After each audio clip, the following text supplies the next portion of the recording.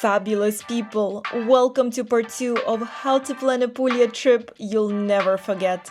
Last time we explored some of Puglia's most iconic towns and breathtaking grottos, shopped at the local fish market, enjoyed incredible food and stayed at one of the most famous luxury resorts in all of Italy.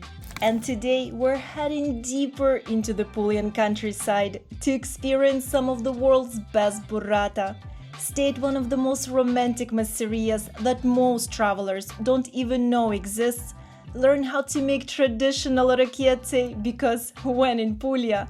And visit two of Puglia's most iconic towns, Ostuni and Polignano Mare. Now before we begin, please remember to smack that like button. And if you're new to my channel and my vibe and the vibe of this channel resonates with you, I invite you to subscribe. Alright, fabulous people, let's go explore Puglia. After living and traveling across Italy for more than a decade, I've learned that some of the most memorable moments during a trip come from the experiences that bring you closer to the culture. The ones where you meet locals, get your hands dirty, taste the food, and experience traditions that have been passed down for generations, instead of simply observing them from a distance. And of course, few things connect you to a place more than its food. As some of you might know, Puglia is actually the birthplace of burrata. So the best burrata in the world is actually from this region. And what a better way to experience it, to enjoy it, than by visiting the local dairy, where you can see the entire production of some of the best cheeses in Italy. And of course, to taste some of them. I'm so excited. I brought you to one of the most local, authentic dairies in this part of Puglia. Let's go, let's enjoy, explore, and of course, taste. One of the things I love most about this experience is that it lets you see the entire journey behind one of Italy's most famous cheeses. From spending time with the cows and their newborn calves, to watching a master cheesemaker make fresh mozzarella and burrata right in front of you. Then getting the chance to roll up your sleeves and make your own. You gain a whole new appreciation for the craftsmanship behind every bite. Trust me, it's much harder than they make it look. Shape of mozzarella that can be made only by hand. Eating though, that part was much easier. I've never tasted anything better than this in my life. Wow. Puglia, when it comes to fresh cheeses, when it comes to burrata, you win. Puglia, you win.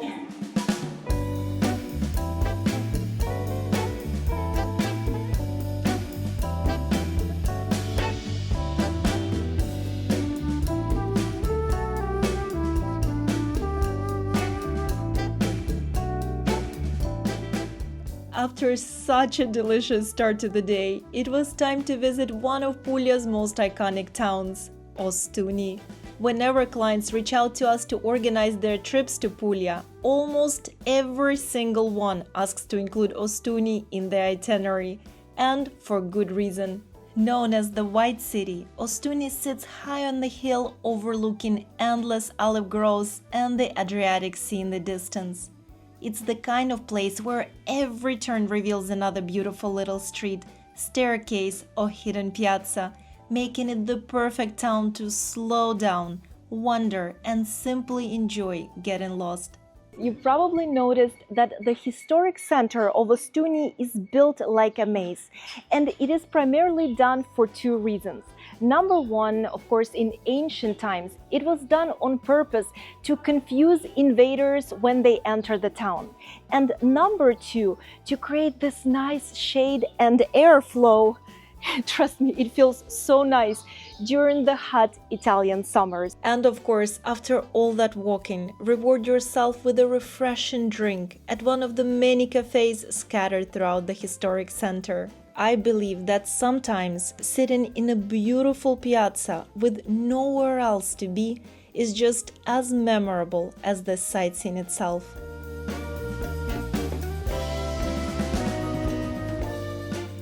But Puglia is so much more than its beautiful towns.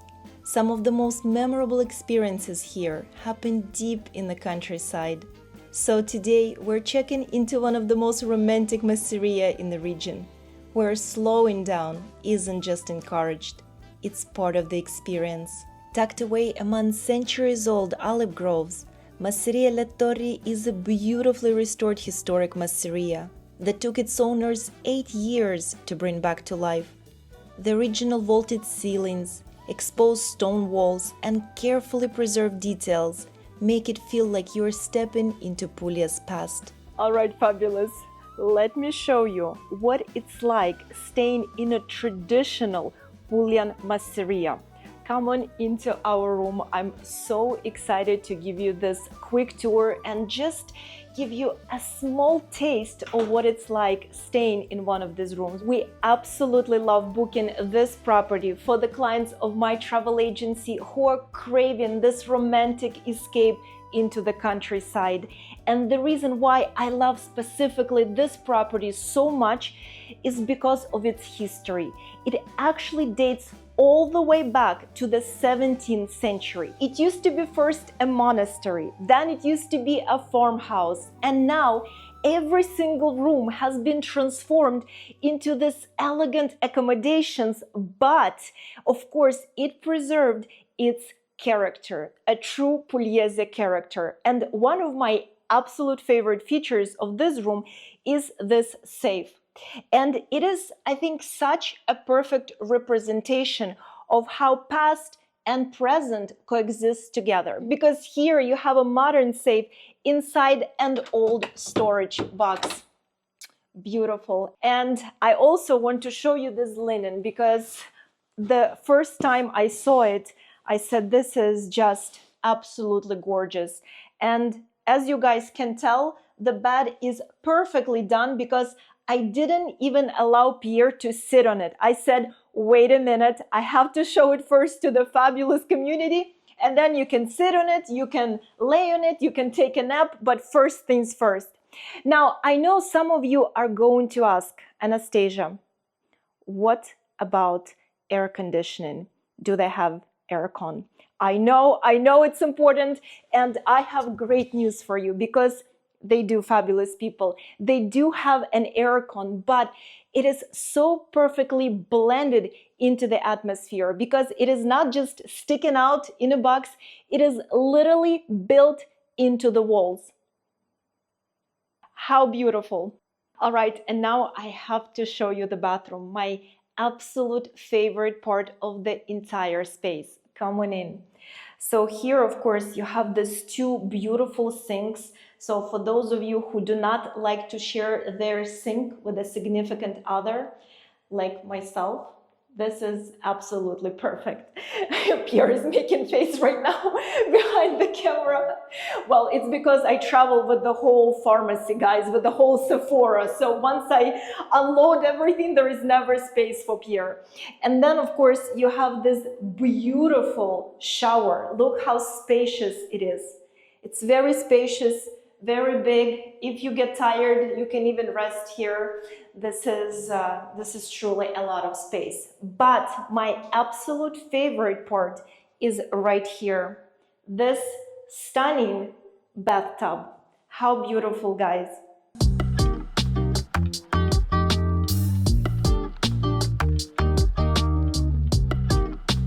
I always say you can tell a lot about a masseria by its breakfast. Historically, these were working farms, so the breakfast table was a reflection of the land itself.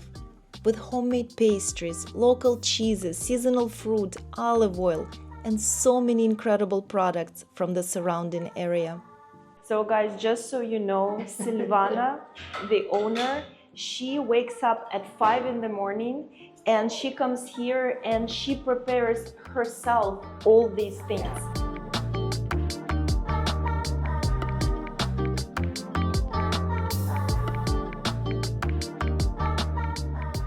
One of the things I love most about staying at Masseria Le Torri is that the experience doesn't end once breakfast is over. Here, you're invited to wander through the gardens, pick up fruit straight from the trees, and experience the same connection to the land that has shaped these Masseria for generations. This is honestly a paradise for me, guys, because I grew up in a countryside in Crimea, so we had so many different trees, cherry trees, apricot trees, peaches, plums, and this is like going back to a childhood. Almost makes me emotional. I can spend hours just walking around among the trees, the flowers, the plants, all the different smells and sounds. There is nothing more beautiful in this world than nature. And what's so interesting is that I always play with Pierre and I always ask him, what tree is that? Can you guess it just by leaves? This one is a cherry tree. Great job, Pierre. Thank you. After such a special morning, I was excited to put on an apron and experience a traditional Puglian cooking class. And what made this one so special was having Silvana, the owner of Masseria Torri, open the doors to her kitchen and share some of Puglia's most iconic recipes with us, including, of course, Orecchiette and cavatelli. It felt less like a cooking class and more like being welcomed into someone's home. All right. Yeah. Do you play guitar? Pierre plays guitar, but I've done it once in Venice. Yes. Yes. Tagliatelle and spaghetti alla chitarra. Amazing. Spaghetti Okay. alla chitarra is not broad, but square.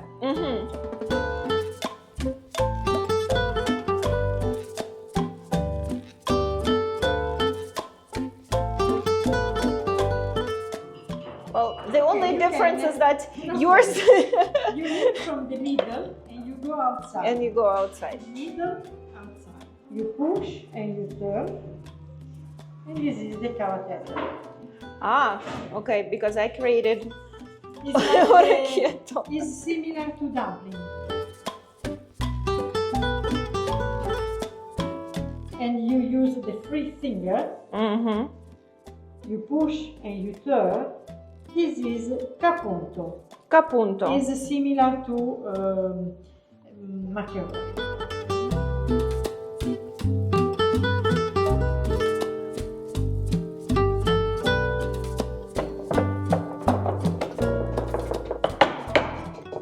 All right. So you And know now? you know how to play guitar. And this is how you make the perfect spaghetti.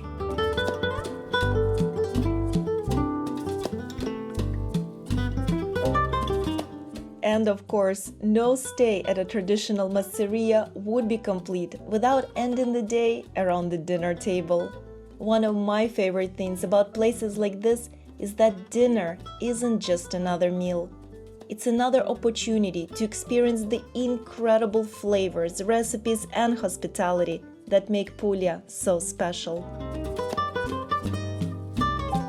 So everything at this property is pretty much 0 kilometer. Fruits, veggies, and also their own olive oil, which is, of course, taste so incredibly delicious. We already tried it with taralli. And if you are not sure what taralli is, I'm going to tell you. It's very, very interesting. And if you are going to travel to Puglia, you absolutely need to try them because they are traditional specifically to southern Italy, but they were born in Puglia around 15th, 17th century.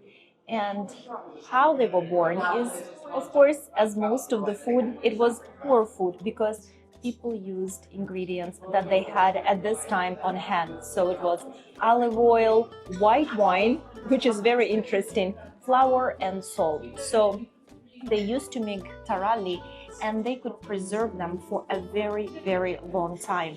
And of course, nowadays we enjoy them with wine, we enjoy them as a snack, and the most traditional, original ones are actually with olive oil and white wine. But then throughout Italy, you will find other variations. You'll find the fennel, of course, and the chili pepper and whatnot. So you'll have plenty of different variations. but the most traditional, classic ones are always done with olive oil and white wine.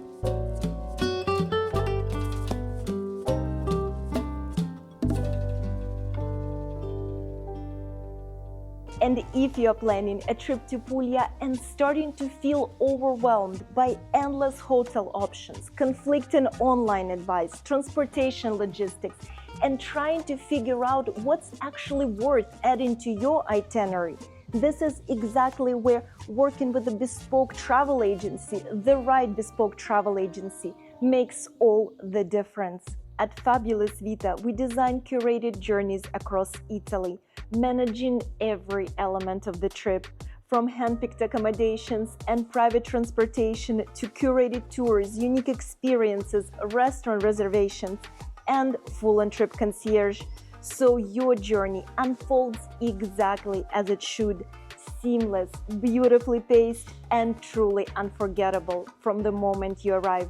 And of course, I will make sure to leave you the link to the concierge service of my Fabulous Vita travel agency, as well as stories and experiences from travelers who've already explored Italy, Greece, and France with us in the description down below. As magical as life in the Puglian countryside is, there is one place you simply can't leave this region without visiting. Just a few minutes from Masseria Torri lies one of Puglia's most spectacular coastal towns, Polignano Mare. It's easy to see why over the years it has become one of Puglia's most photographed towns. But while everyone comes here for its breathtaking views over the Adriatic, the real magic lies beneath them. Carved into these dramatic limestone cliffs is an incredible network of sea caves, which is why I always recommend experiencing Polignano both on foot and from the water. All right, fabulous. 2 tips that I want to share with you when it comes to Polignano a Mare.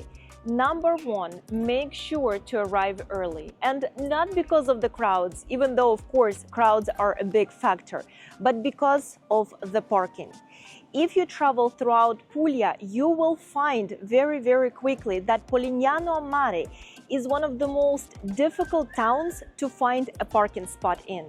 Comparing to Locorotondo or Ostuni, Polignano a Mare will give you a challenge like no other town. You'll be circling around for 5, 10 minutes, 15 minutes, asking people, are you leaving?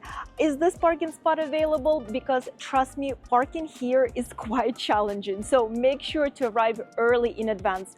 Do not arrive when everyone arrives, between 1 p.m. and 4 p.m. That is the hours to avoid trying to find a spot in Polignano a Mare.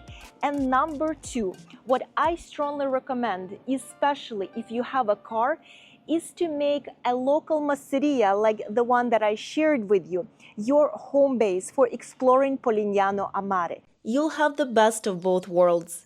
Easy access to one of Puglia's most iconic towns, while coming back each evening to the peace and authenticity of the countryside.